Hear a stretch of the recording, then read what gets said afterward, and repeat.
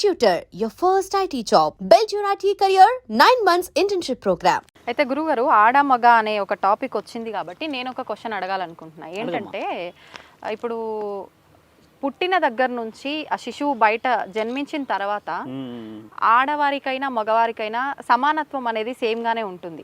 కానీ పెళ్ళైన తర్వాత చూసుకుంటే మగవారి విషయంలో ఒక రకంగా ఉంటుంది, ఆడవారి విషయంలో ఇంకొక రకంగా ఉంటుంది. ఆడవారి విషయమే తీసుకుంటే భర్త చనిపోయిన తర్వాత మనకు బొట్టు పువ్వులు గాజులు అన్ని తీసేసి విధవం చేసేస్తుంటారు. అది మనకు ముందు నుంచి పుట్టుకతో వచ్చిన ఆ విలువలని మనం ఎందుకు భర్త చనిపోగానే అవన్నిటినీ ఆడవారికి దూరం చేస్తున్నారు? ఇదంతా ఏ శాస్త్రంలో ఉంది? మంచిది, ధర్మ ప్రశ్న అడిగిన దానికి. చూడమ్మా, వాగర్ధావ్య సంప్రోక్త వాగర్ధ ప్రతిపత్తాయే జగతి పితతరు వందే పార్వతీ పరమేశ్వర. జగతి పితతరు అంటే జగాలను ఏలిన పరమాత్ముడే పరమేశ్వరుడు, నా తల్లి పార్వతీ మాతే తల్లి. కాబట్టి మీరు అడిగిన ఈ ప్రశ్నకి జవాబు ఏంటంటే అమ్మా, ఒక స్త్రీ ఒక భూమండలానికి వచ్చిన తర్వాత, అంటే ఒక బిడ్డలాగా జన్మించి కూతురులాగా ఉండి ఒక భార్య వచ్చాక అన్ని విలువలను పంచుకునేది ఒక భర్తతోని. శరీరం నుంచి మొదలు పెడితే మనస్సు అంతఃకరణ శుద్ధి ఆయనకే మొత్తం సమర్పించేస్తుంది. పసుపు రాసుకుంటుంది, బొట్టు పెట్టుకుంటుంది, నుదుటిన బొట్టు పెట్టుకొని నెత్తిలో పువ్వులు పెట్టుకుంటుంది, అంగరంగ వైభవంగా అలంకరించుకుంటూ ఉంటుంది. ఈ విలువలు వేరు సమాజంలో. ప్రత్యక్షంగా భర్త ఉండడం చేత తాళికి మహానీయుడు ముక్కంటిచ్చింది పసుపు కొమ్మ రూపంలో ఒక విలువైనది అస్త్రం మనకి. ఆ తర్వాత కొన్ని విషయ వివరణలో గెలుస్తారు కదా.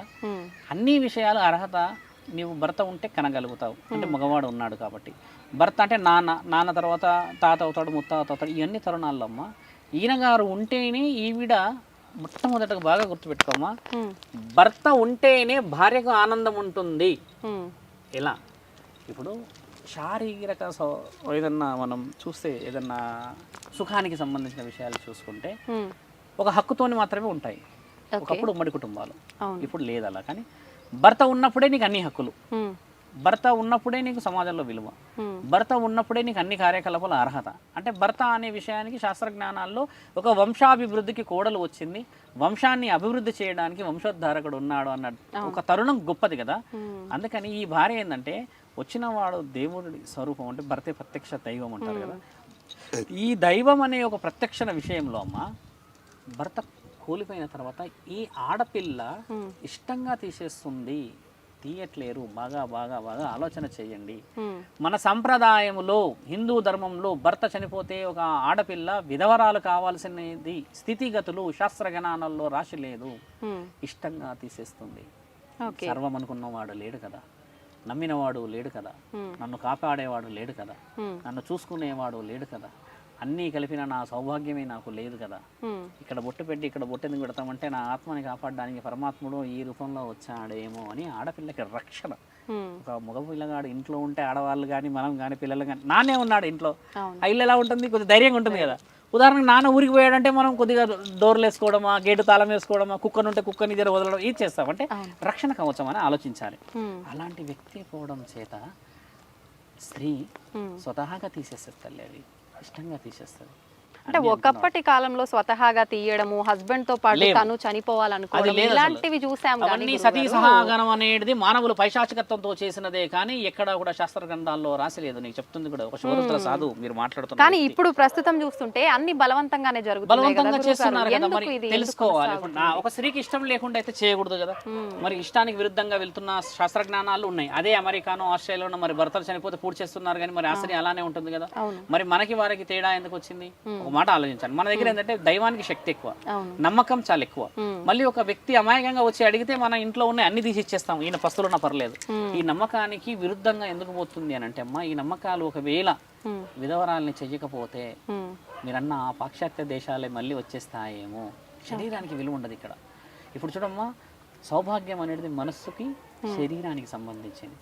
నువ్వు అన్నట్టుగా ఒకవేళ కేశఖండన చేసో ఇవన్నీ తీసేస్తే శరీరానికి విలువ అనేది వేరేలా చూస్తుంది సమాజం. మీకు తెలుసమ్మా, దేవదాసి అని కొంతమంది అంటారు, కొంతమంది వేశ్య గృహాల్లో కొంతమంది ఉంటారు. వీళ్ళకి అన్ని బాధ్యతలు ఉన్న చేష్టలు ఉన్నారు. ఇప్పుడు మన సాంప్రదాయంలో ఒక స్త్రీకి, ఒక పతివతకి, ఒక మంచి వ్యక్తికి విలువ ఎందుకు వస్తుందంటే అమ్మా, నీవు పెట్టుకునే పసుపు చిహ్నం చాలా పవిత్రమైన శరీరం అని, నువ్వు పెట్టుకున్న ఆ బొట్టు చిహ్నం నీవు ఒక సౌభాగ్యవతి అని, నీవు నడుస్తున్నప్పుడు పెట్టుకున్న ఆ కాళ్ళకి మెట్టెలు నేను ఒక భాగ్యానికి ఒక అర్హత పొందిన దాన్ని అని చిహ్నం. కాళ్ళపై కొంచెం వస్తే పసుపు పెట్టుకుంటావు అంటే నేను నడుస్తున్న ఇల్లు పచ్చగా అన్ని విధాలుగా సౌభాగ్యంగా ఉండాలని పెట్టుకుంటావు కదా. ఇవన్నీ తీసే అర్హత ఎవరిచ్చారు అంటే ఈ నమ్మకాలు మనకు ఉండడం చేత స్త్రీని ఒక పెద్ద వ్యక్తులందరూ కూర్చొని తీస్తే ఈవిడ ఇష్టంగా స్వీకరిస్తుంది. అదే ఆవిడ మీరంతా ఎవరు నాకు వద్దు అని అంటే ఎవరు వీళ్ళంతా స్వీకరించేది? నేను అదే చెప్తున్నాను, మనస్సుని గెలవాలి, శరీరం మీ నుంచి తీసేస్తావు తల్లి నువ్వన్నీ. ఈ మనసులో మీకు తెలుసా అమ్మా, ఒకసారి పెళ్ళైన తర్వాత విడాకులు చట్టపరంగా వచ్చిన వాళ్ళిద్దరు భార్యాభర్తలే. ముత్తైదు వాయినం తీసుకునే అర్హత గలదు ఆ స్త్రీ. బాగా గుర్తుపెట్టుకోమ్మా. గుణము గల్ల స్త్రీ ఎప్పటికైనా గుణవంతురాలే. భర్తలు ఉన్నా ఎవరితో ఇంకేదైనా సంబంధాలు పెట్టుకొని ఇట్లా కొన్ని సందర్భాలు చూస్తాం కదా. అలాంటి వాళ్ళ మొహం చూడడం కంటే ముండమోసి గుణంతో ఉన్న స్త్రీ మొహం చూడడం మహాపుణ్యం. మీరు బాగా గుర్తుపెట్టుకోండి నా మాట. గుణవంతురాలు మొహం చూసిన వాడే నిజంగా గుణవంతుడవుతాడు. ముండ మోసినదైనా పర్లేదు, అటువైపు కూడా మనిషే. గుణం లేకుండా నీ శరీరానికి, నీ వాంఛలకి, లేకపోతే ఇంకేదైనా కార్యకలాపాలకి ఏదైనా చేయవచ్చు. వారు చాడీలు చెప్పడం, వేరే వారిని తక్కువ అంచనా వేయడం, అబద్ధాలు చెప్పడాలు, ఇలాంటి ఎన్నో చేస్తూ ఉంటారు స్త్రీలు ఉంటారు కదా. అలాంటి వారిని నువ్వు చూడడం అది అసలు తరుణం లేదు. అశుభం అంటే ధర్మానికి అశుద్ధం అంతే. అదిగా ఎలా చూస్తావు నీ చెప్పు. నేనే ఒక సాధువును కాబట్టి స్వామి అన్నారు, నన్ను మొక్కారు మీరు. నేను ఇలా కూర్చొని మద్యం సేవిస్తే నా దగ్గరికి రాగలవా, మాట్లాడగలవా? ఏందయ్యా నువ్వు హిందూ సంప్రదాయం అంత గొప్పది, త్రిశూలం పట్టుకొని చేసేది ఇలాంటివి అని అంటావు కదా. కాబట్టి మన సంప్రదాయంలో అమ్మ చాలా గొప్పనైన ఒక ముఖ్యమైన విషయం అంటే పతివ్రత లక్షణం అనేది మనిషి యొక్క శరీరం నుంచి మనస్సుని గెలిచినప్పుడు అవతల వ్యక్తికి కూడా శాంతి కనబడినప్పుడే జరుగుతాయి. అంతేకాని నువ్వు పైనంతా ఏ విధంగా చేసుకున్నా అలంకరణ పెట్టి చేసే పనులను చూస్తే నీకు గుణం రాదు. ఇప్పటికి కూడా మన ఇంట్లో ఏమంటారు, అమ్మమోహం చూసుకో అంటారు, నాన్నమోహం చూసుకో అంటారు. లేదా ఇంకెవరైనా మన ఇంట్లో వీధిలో కానీ ఎవరైనా మంచి వాళ్ళు పూజలు బాగా చేసేవాళ్ళు అంటే అక్కమోహం చూసుకో అని అంటారు. ఇవి ఎలా వచ్చాయి మరి? ఒక మాట ఆలోచించారు అంటే గుణానికే కదా విలువ వచ్చేది, శరీరానికి విలువ రాదు తల్లి. మీరు చెప్పిన వాడు చాలా ఇష్టంగా మీకు చెప్తుంది ఏంటంటే గుణం గల స్త్రీకి విలువ ఈ సమాజంలో ఎప్పటికైనా మరో జన్మకైనా ఉంటుంది. గుణం లేని స్త్రీ, పురుషుడికి కూడా ఇది వర్తిస్తుంది, స్త్రీకి కాదు. పురుషుడు కూడా పరస్త్రీ వ్యామోహంలో తిరిగేవాడు, భార్యని వదిలిపెట్టిన వాడికి కూడా ఈ అర్హత ఇద్దరికి ఒకలా ఉంటుంది. అంతేకాని స్త్రీని ఇక్కడ పోషిస్తలేను నేను, స్త్రీ విషయాన్ని నేను చెప్తలేను ఇక్కడ. ఒక స్త్రీ గుణవంతురాలు అయినప్పుడు ఇల్లంతా గుణంగా ఉంటుంది. పురుషుడు గుణవంతుడు అయినప్పుడు వంశమంతా గుణంగా ఉంటుంది. పురుషుడు నేను ఏది పడితే అది చేస్తానంటే మరి ఆడ తప్పు చేయాలంటే కడపకు కూడా తెలియదు కదా, చేయవచ్చుగా. మగవాడే ఎందుకు చేయాలి అంటే ఇంకా ఆడపిల్లలు అమాయకంగానే ఉన్నారు అని ఈ భూమండలానికి ధర్మం అనేది ఎందుకు ఆగింది? మీరు అన్నారు కదా అసలు లింగ రూపాల పూజిస్తున్నది పరమాత్ముడికి ఎందుకు పోస్తున్నారు అభిషేకాలు అనేది? మనం పోస్తున్న ఇంకా స్వీకరిస్తూనే ఉన్నాడమ్మా పరమాత్ముడు. అందుకే నిన్ను కాపాడాడు, నన్ను ఇంకా కాపాడుతున్నాడు. కాబట్టి ఇంకా ఈ లోకంలో కరోనా ఇంకా ఏదో పక్కనే ఉన్నాయి పెద్ద పెద్ద ఆయుధాలు చావడానికి, అయినా బ్రతుకున్నామంటే ఎక్కడో ఒక మాతృమూర్తులు, ఎక్కడో ఒక పురుషుడు కలియుగంగా చేసిన వ్యక్తుల యొక్క పుణ్యఫలం అది. నీవు అడిగిన ఈ ప్రశ్నలన్నీ చాలా చాలా వాల్యూడ్ ప్రశ్నలమ్మా. అయితే గురుగారు మీరు అన్నారు గుణం ఇంపార్టెంట్ కానీ సౌభాగ్యం కాదు. గుణం కలిగిన ఆడవారు మనకు వాళ్ళని మనం పలకరించి వెళ్ళొచ్చు, వాళ్ళు ఎదురు పడ్డా పర్లేదు బాగుంటుంది అని. కానీ వైధవ్యం కలిగిన స్త్రీలు ఎదురు రాగానే తప్పుకొని వెళ్ళిపోవటము, వాళ్ళని శుభకార్యాలకి అలౌ చేయకపోవడము, దూరంగా ఉంచడం, ఇలాంటివి చాలా చూస్తుంటాం. మీరు చెప్పారు గుణానికే వాల్యూ ఉంది కానీ దానికి కాదు అని చెప్పి. మరి ఇదంతా ఏంటి? ఇదంతా జీవితం పెళ్లి అనేది చేసిన తర్వాత, ముండ మోసేయడం చేసిన తర్వాత భర్తనే కోల్పోయింది అని అంటారంటే ఆమెని నష్టజాతకురాలు అంటారు. ముఖ్యంగా సౌభాగ్యాన్ని నోచుకోలేని ఈ స్త్రీ వేరే, ఇప్పుడు మనం కొంతమంది గొడ్రాలు అంటారు, పిల్లలు పుట్టలేరంటే ఒక కార్యక్రమాలకు రానియరు. అలాగే ముండ మోసిన ఆవిడ వస్తే ఇప్పుడు కొంతమంది 16 సంవత్సరాలు 18 సంవత్సరాలు 20 సంవత్సరాలు ఉన్న అమ్మాయిలు ఉండి చదువుకొని మంచిగా పెళ్లిళ్ళ కోసం తిరుగుతున్న వాళ్ళు వస్తే వీరి జీవితంలో జరిగిన గుణగణాలు వీళ్ళకి చెప్తే వీరి మనసు కూడా పెళ్లి పైన పోవడమా, లేకపోతే చెడు ఆలోచనలకు, అంటే ఈవిడకి 30 ఏళ్ళకి పెళ్ళి అన్నీ అయిపోయి పిల్లల్ని కోల్పోయి భర్తని కోల్పోయి ఉందని అన్న సందర్భాలు వస్తే మైండ్ అనేది డైవర్షన్ అవుతుంది కదా. ముఖ్యమైన ఉద్దేశం మైండ్ డైవర్షన్ అక్కడ మీకు బాగా గమనించాము. అంతేగాని ముండమోసింది అడ్డొస్తే నీకు చెడు జరుగుతుందని ఎక్కడా రాసలేదు. నువ్వు ఒక ప్రూఫ్ తీసుకురా, నేను నీకు 100 ప్రూఫ్ తీసుకొస్తా. ముండమోసినది గుణవంతరాలు అడ్డం వచ్చిందంటే సాక్షాత్తు భగవంతుడి స్వరూపం అడ్డం వచ్చినట్టు గుణవంతరాలమ్మా. నీకు ఒక విషయం చెప్పాలా, ఇదే హిందూ ధర్మంలో ఒక ముండమోసిన రాలేదని ఎలా గుర్తుపడుతున్నావు నువ్వు? పసుపు పెట్టుకున్నది బొట్టు పెట్టుకున్నది అని కదా. మరి ఇలాంటి ముండమోసిన వాళ్ళే వందల్లో ఉన్నవాళ్ళు ఇప్పుడు మన భూమండలంలో ముండమోసిందని కనిపెట్టడానికి రుజువులు ఉన్నాయి ఈ దేశంలో. వేరే దేశాల్లో లేవు కదా. మరి వారిని చూస్తే మరి మీరు అన్నట్టుగా ముండమోసిందని అనుకోని వాళ్ళు కూడా జరగవచ్చు కదా. It has to be shown, ఒక ప్రూఫ్ ఏదో చూపించాలి కదా. అలా లేదు కదమ్మా.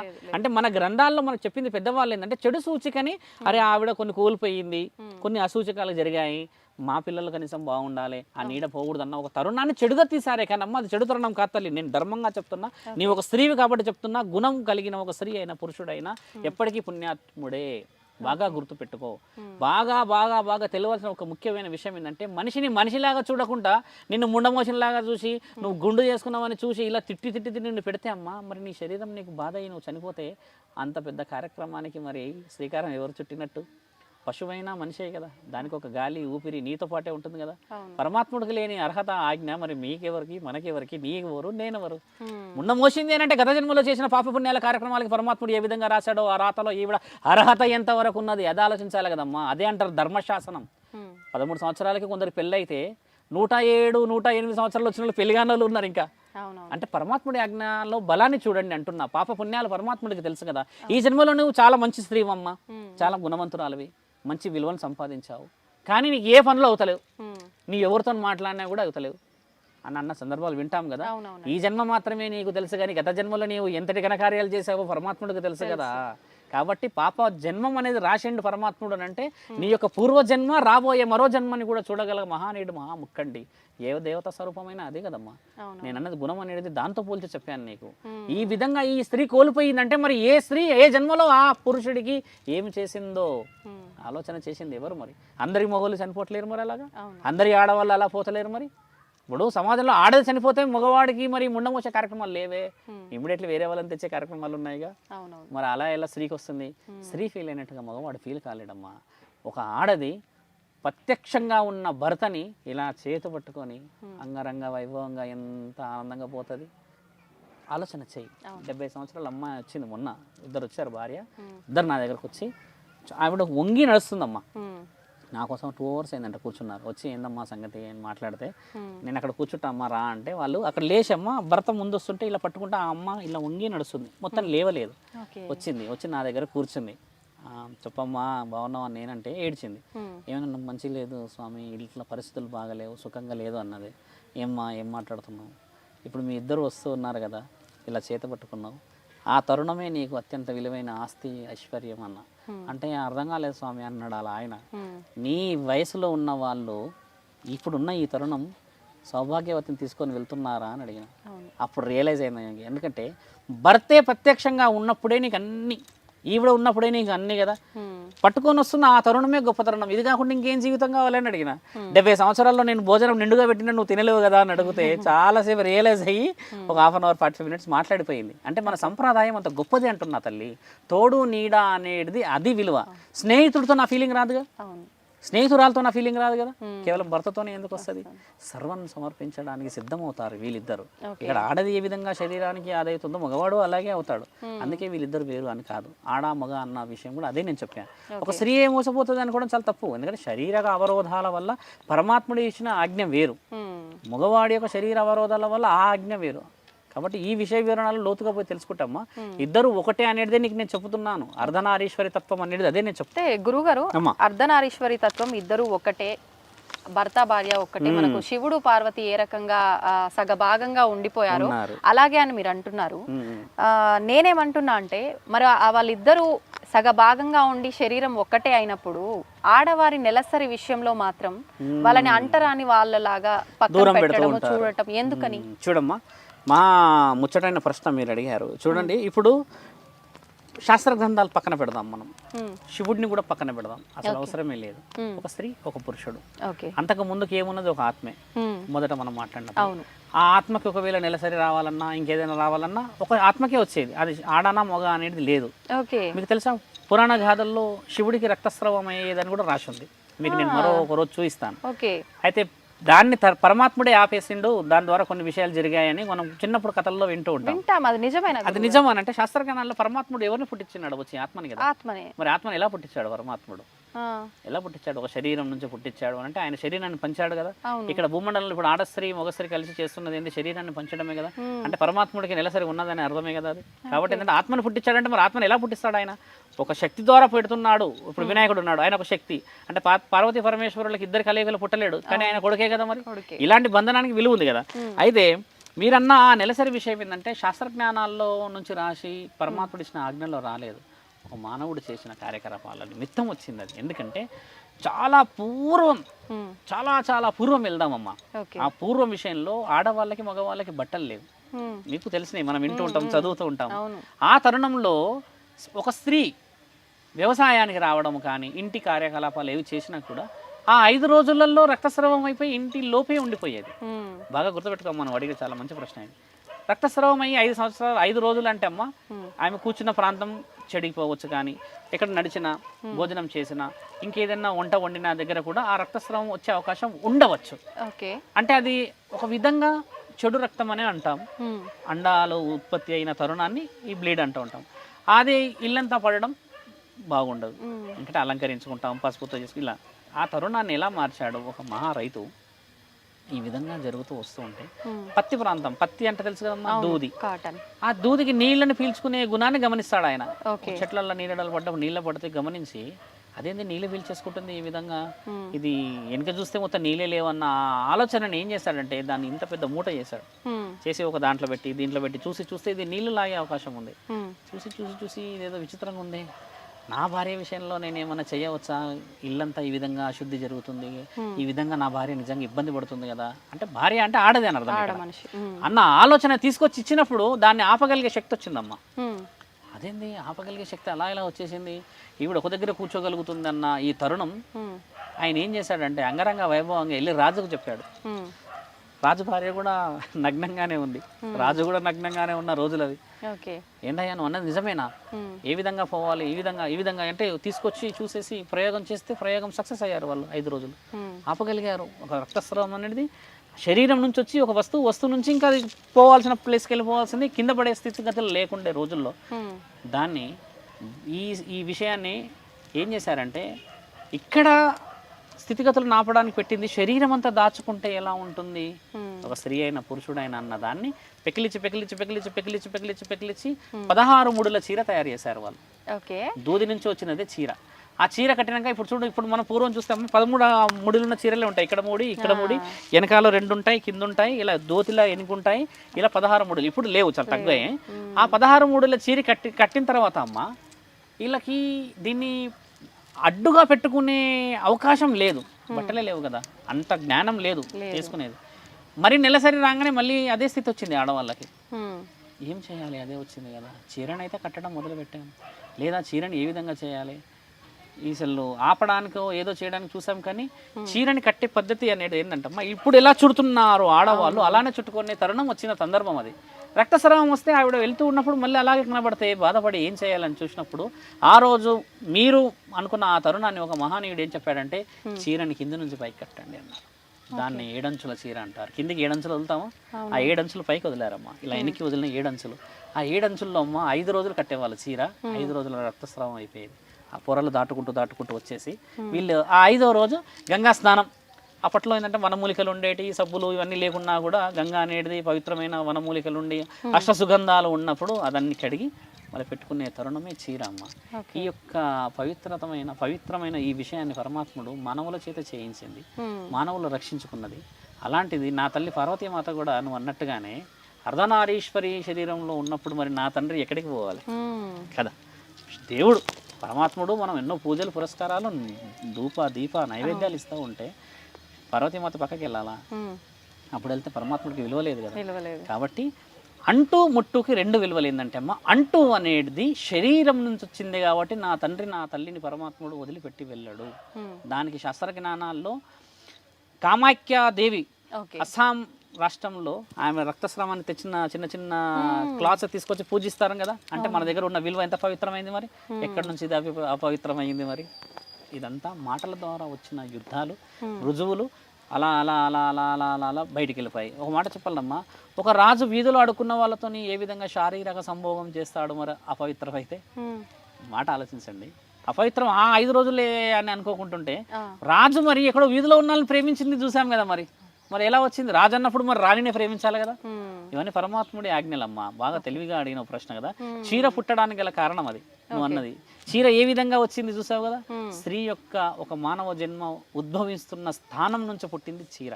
దాన్ని కాపాడుతూ ఈరోజు చీరల స్థితిగతులు కొన్ని మన ఎక్విప్మెంట్స్ మారాయి కాబట్టి దాన్ని ఆపగలిగాం. ఆ విధంగా వచ్చిందే నువ్వు అన్నది. ఇంకెక్కడ ఉంది చెప్పు ఇక్కడ ఒక స్త్రీని అపవిత్రం చేసేది?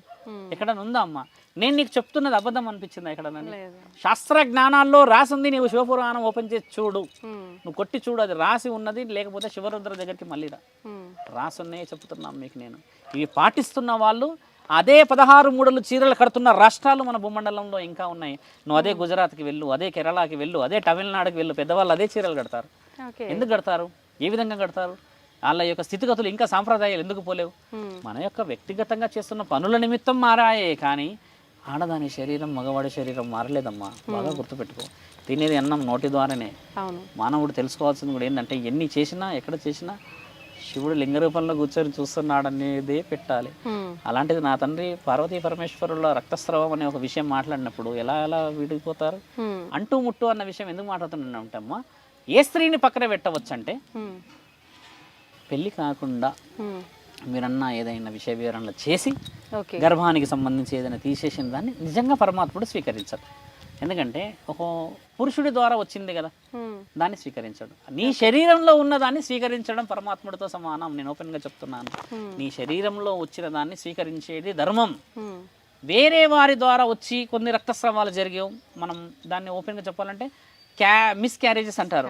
అలాంటి విషయాలని స్వీకరించకూడదు. ఎందుకంటే నీ శరీరాన్ని పవిత్రతంగా పరమాత్ముడు స్వీకరిస్తానన్నాడే కానీ చెడిపోయిన శరీరాన్ని స్వీకరిస్తానని అనలేడమ్మా. ఇది చాలా లోతైన విషయం. అలాంటి విషయాన్ని స్వీకరించడం మన ధర్మంలో ఉంది. స్వీకరించడం మన ధర్మంలో ఉన్నప్పుడు ఆ 5 రోజులు పూజలకి ఆలయాలకి దూరంగా ఉండాలి, భగవంతుడి ఆరాధన చేయకూడదు అంటుంటారు కదా. రాసిన విషయం మీరు చెప్పాలి గురుగారు. జనరల్ గా మనం లేదు, రాసి లేదు నా తల్లి, ధర్మంగా రాసి లేదు. ఒక స్త్రీ ఈ విధంగా జరిగినప్పుడు అక్కడికి రావాలని ఋతు స్రవం ఋతు చక్రం అనేది 5 రోజులు. ఎందుకంటే ఎందుకు పూజకు రాదంటే అమ్మా, గుడికి ఎందుకు రావద్దన్నారు మీకు తెలుసా? ఈవిడ యొక్క శరీరం నుంచి ఒక 1 లీటర్ 2 లీటర్ కొంచెం బ్లడ్ లాస్ అవుతుంది కదా, ఓపిక ఉండదని రావద్దన్నారు అంతే.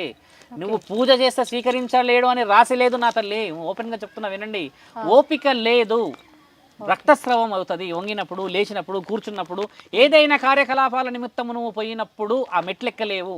ఆ పూజ బిందెలో పోయాలి నీళ్లు, ప్రసాదం ఇంకేదో చేయాలి, అక్కడ ఏదైనా కడగాలి చేయాలంటే అంత ఓపిక నీకు ఉండదు కదమ్మా.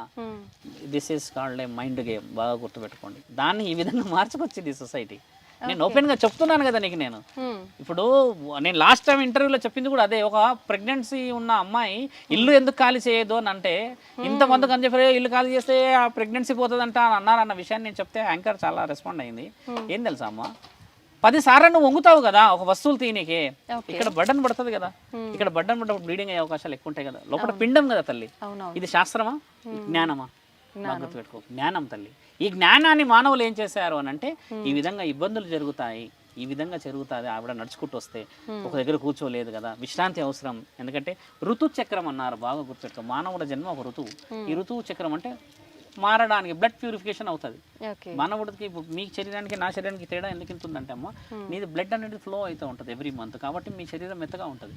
మా మగవారిది వచ్చేసరికి కాదు, కాబట్టి ఇంత హార్డ్ ఉంటుంది శరీరం. దాంట్లో ఉన్న సీక్రెట్ అదొకటే. దీనికి మీరు ఇక శాస్త్రాలు గూగుల్ సెర్చ్ చేస్తే మరి 3 రోజుల లెసన్స్ వస్తాయి. అది వేరు, సింపుల్. మీ బ్లడ్ ఫ్లో అవుతుంది ఎవ్రీ మంత్. మగవారిది కాదు కాబట్టి ఈ యొక్క శరీరం ఇంత హార్డ్ ఉంటుంది. సింపుల్, అంతకుమించి వేరేది ఏం లేదు. నువ్వు అన్న అదే విషయము చాలా తెలివిగా అడిగావు కదా, తెలివిగా సరైందా? మీరైనా అలసిపోతారు కదా ఇప్పుడున్న జనరేషన్లో. కొంచెం వీక్ ఆఫ్ తీసుకోవాలనో లేకపోతే ఇంట్లో ఉండాలనిపిస్తుందా లేదా? శరీరం బర్డన్, కొంచెం బ్లడ్ లాస్ అవుతావు. ఈడ కొయ్యి మరి మాకు నేను కూర్చుంటానా, నేను కూడా వస్తాను నీతో పాటు, రాలేను కదా. నా బ్లడ్ పోతే నాకు ఎంత ఇబ్బంది అవుతుందో, నీ విషయంలో కూడా అదే కదమ్మా. అదే ఆలోచించాలి అంటున్నాను నా తల్లి. మీ ద్వారా చాలా మంచి విషయాలు తెలుసుకున్నాం. ధన్యవాదాలు. ధర్మో రక్షతి రక్షత. ఉంటామమ్మా.